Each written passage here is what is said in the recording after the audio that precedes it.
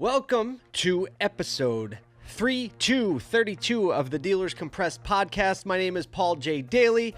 I will be your guide, your host, your friend, your friend's friend. I'm just a people person. And today we are going to talk about the concept, you reap what you sow. And sometimes I get nervous when I see an open door. Close your eyes, clear your heart.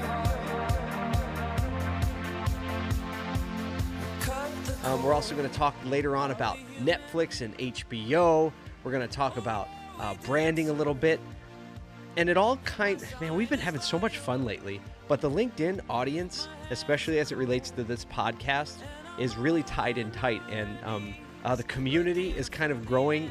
If you don't follow or connected with me on LinkedIn, please reach out on LinkedIn, because that kind of the most social media conversation goes on there. Like, I'm on Instagram and Twitter, and you see those handles below. Last week we talked about what happened in 2008 when the market crashed, and I posed a question on LinkedIn saying, hey, give me your stories. Like, where were you, especially if you're in the car business, but in any business, where were you when that happened, or when you realized it was really going to make an impact?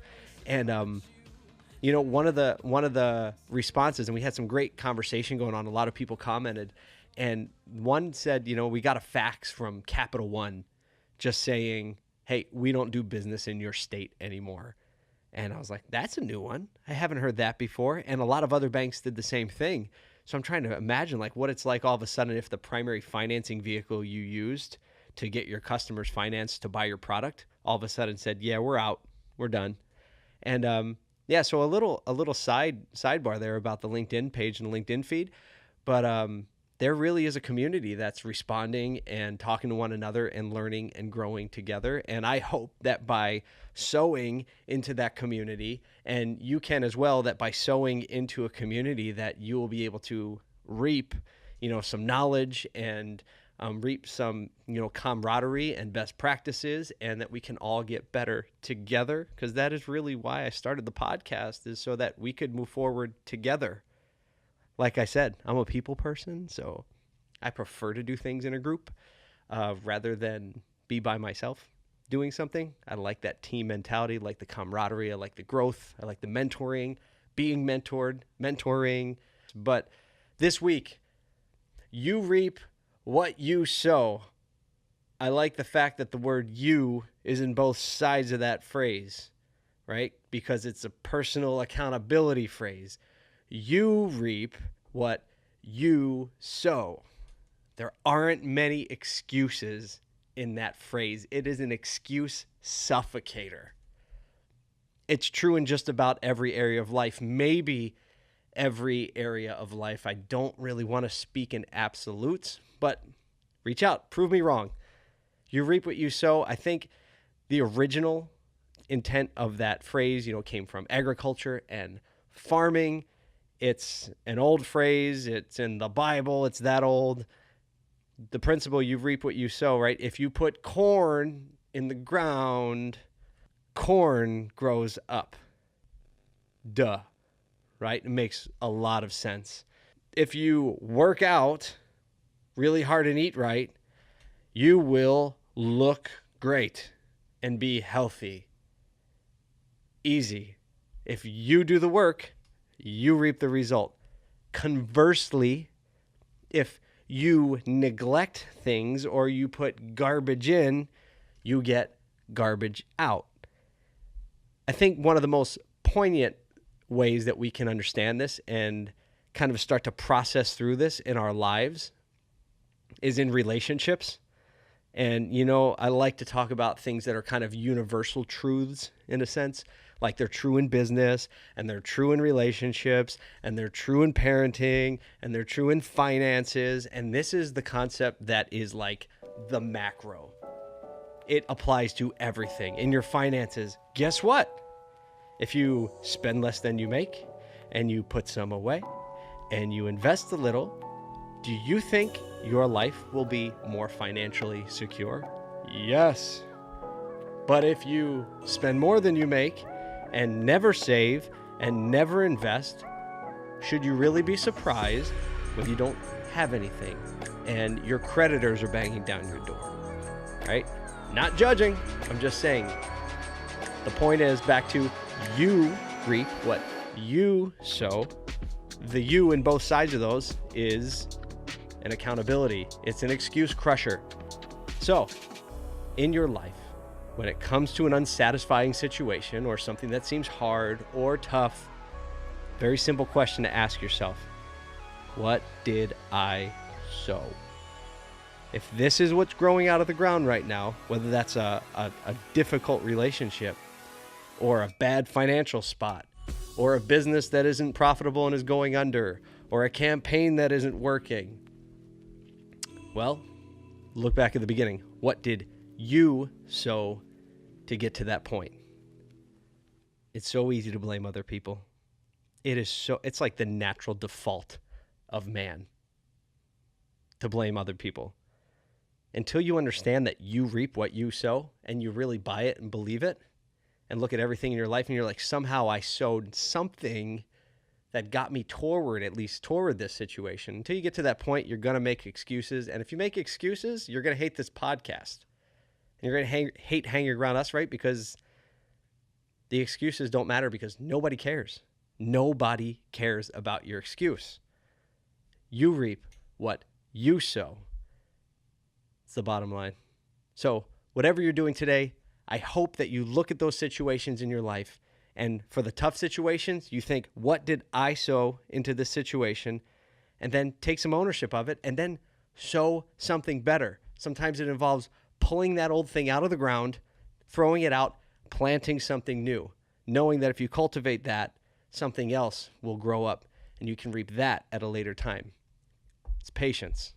And conversely, look, if you have a lot of good things going on in your life right now, it is very important to analyze, what did I sow in order to reap this great thing? So it works both ways, but the bottom line is personal accountability, understanding that you are in control of your reactions. You are in control of what goes in the ground. Own it, take responsibility for it, and I hope this little reminder and this little truth helps you do better. Simple truth. Now, let's talk about business a little bit. And, we always talk about something automotive related. It is the Dealers Compressed podcast. So we do have a special place in our heart for auto dealers. But I also think that general business practice and general marketing practice, et cetera, is applicable in this situation that I'm going to talk about. So this week, actually it was just today, I think. And by the time you see this podcast, it's going to be a few days later. So this week, or recently, they had the Emmys, and Netflix had the same amount of Emmys, or they tied HBO. I don't know if they edged them out, but very close in Emmy nominations. And if you don't know much about the TV world or production world, Emmy is an award for good programming. And Netflix, remember the video mail order rental company? Well, they've just gone toe-to-toe at the Emmys with HBO. Like, I don't know if they're the oldest, but one of the oldest or first networks to produce their own content specific to a viewer base. So HBO, Sopranos, and probably before that, I don't know, Sopranos is just the first one that came to mind. But now it's Netflix. They finally caught up and they're set to surpass. Why? Let's tie that back to you reap what you sow. Well, let's go back. Netflix started by renting videos. That's other people's content, delivering it to the customer in media form, like DVDs, and I don't know if they ever did VHS, but in DVDs. And then they realized the customer wanted to stream, and that's where it was going. So they began to sow into the technology needed to run servers that could stream at a high quality and on demand, and they're very expensive, and there was a lot of technology they had to develop, and they did. And now what are they reaping? An immense amount of attention, right? Blockbuster, out of business. Netflix, front and center. This is how people are starting to consume media. Attention. They sowed those things. They reaped attention. Now, what are they going to do with that attention? Well, now they know people's watching habits. So they took that information and then they sowed into building a production company and studio and started producing the content and sowing the money into producing the content that the audience wanted. So what are they reaping now? Emmy nominations. Why? Because people love the stuff. Why? Because they listened to what the attention was telling them. Why? Because they wanted to sow in a profitable and beneficial manner. So, real world example. Netflix just sowed that and they reaped this. Sowed this and reaped that. So, yeah, you get it. So, it works in business. And the next kind of step in that, so we talked about personal accountability, you reap what you sow. Then we translate to a business example of Netflix, right? Sowing into the content and what the people wanted and reaping Emmys and attention and incredible valuations. And the next step that I want to talk about is, what are you? So now I'm talking to you in business, or a dealership owner or a business owner or small business owner. What are you sowing into in this season of your business or your dealership or your organization? What are you sowing into? Because that's what you're going to reap. And there are short-term things to sow into. There are long-term things to sow into. Let me give you an example. So let's talk marketing, okay? AdWords. Is that a short-term or a long-term investment? It's a short-term investment. Why? Because you sow a lot of money into your AdWords and you reap an immediate and quick and sometimes expensive crop. No real roots. It just runs and then it's done. And then next month, right, you sow more into those AdWords and then you reap some, right? Short-term cycle, reap, sow, reap. A video production, a great one, right? So I have a creative agency. We do branding and marketing and production and execution in the way that's going to get attention, right? So that's what we focus on, right? I told you I had more than one shirt last week because I always wear a black t-shirt or white t-shirt. I have more than one, so I'm wearing my congruent shirt this week, right? It's my agency, and that's what we do. So we make videos. I'll bring this around, bear with me. So we make videos and all types of content and strategy and branding and messaging, all this stuff. But videos specifically, we'll run AdWords too. Videos specifically, right? You sow money into producing a video for a purpose. Let's say a human resources video, right? You're trying to build your company culture. You're trying to hire well. So people need to understand why they are going to work at your dealership or at your business. So you sow money into that and you reap, hopefully, some attention, right? So this is a longer term investment than like AdWords per se, right? You have a position open, you run some AdWords, right? You get some applicants, and then you have to do the cycle again. A video, a little bit more of a long-term investment, right? So if you make the right video with the right purpose and the right trajectory, right, you're going to spend some money up front, right? So you're sowing some money and time in, but if you do it well, right, you're going to get a longer life cycle out of that video. So the AdWords, you're going to have like a 30-day cycle, and then you're going to have to pour more money in. Employment videos, if they're done right, you're going to get a number of years out of them. It depends on how much your business changes and the people change and your value prop changes as an employer.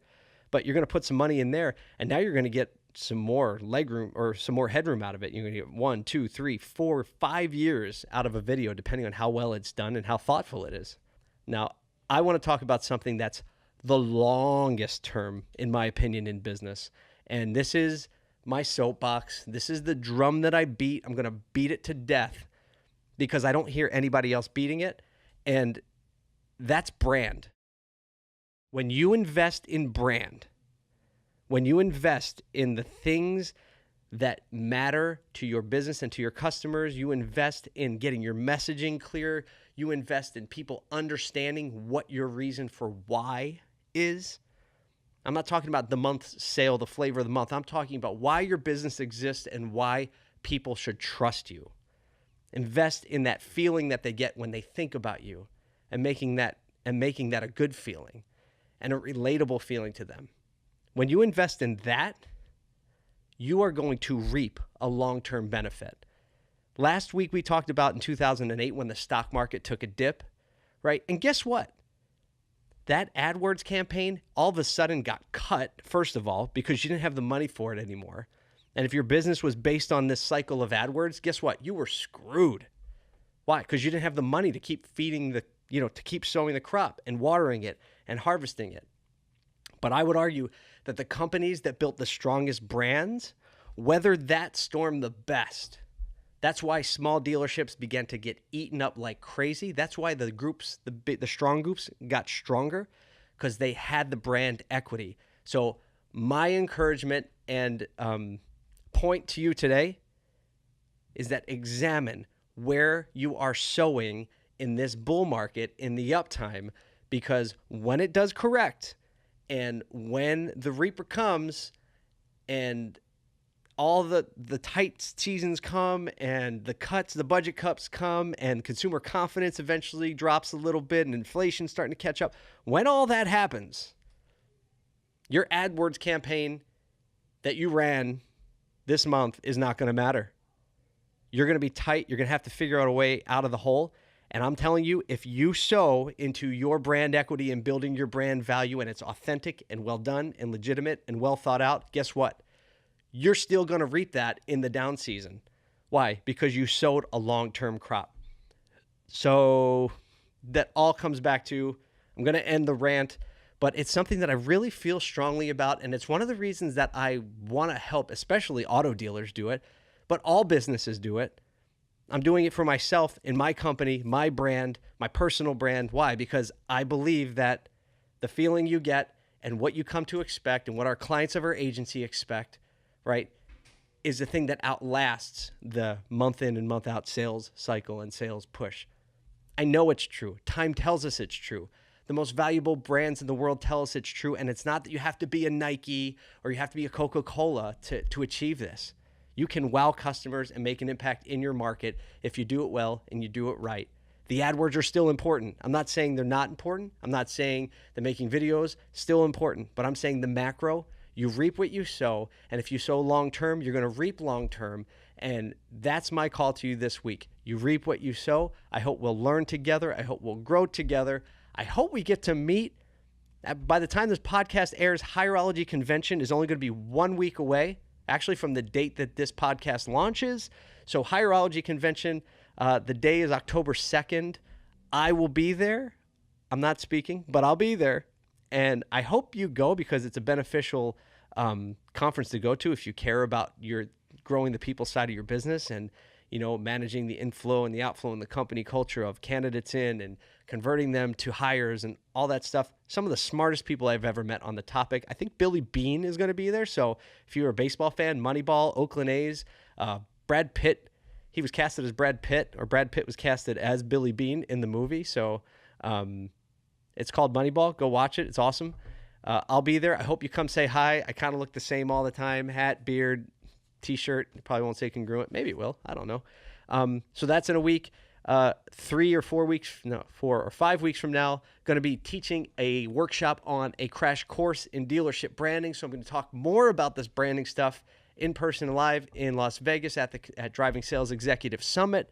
First day, first breakout session, 4 p.m. on Sunday. I hope you join. Also NADA, that's a little bit further off. And hey, I'm always available. You reach out. Just had somebody this week reach out and to start a good conversation about building a motorcycle dealership and all this other fun stuff. So all that to say, I hope that in these podcasts and by building this community, investing this time, it's not a paid podcast. We're not sponsored. I'm doing it to sow long-term so that I can reap long-term. And so we together as a community can find value in it, can begin to reap some growth, reap some best practices, reap some encouragement, reap some positivity. And that makes me happy. So thank you for listening. Thank you for watching. And I hope you have a great week. Remember, audit what you've been sowing so you can audit what you've been reaping. They both work together. It's the accountability. It's the excuse killer. You reap what you sow. Thanks.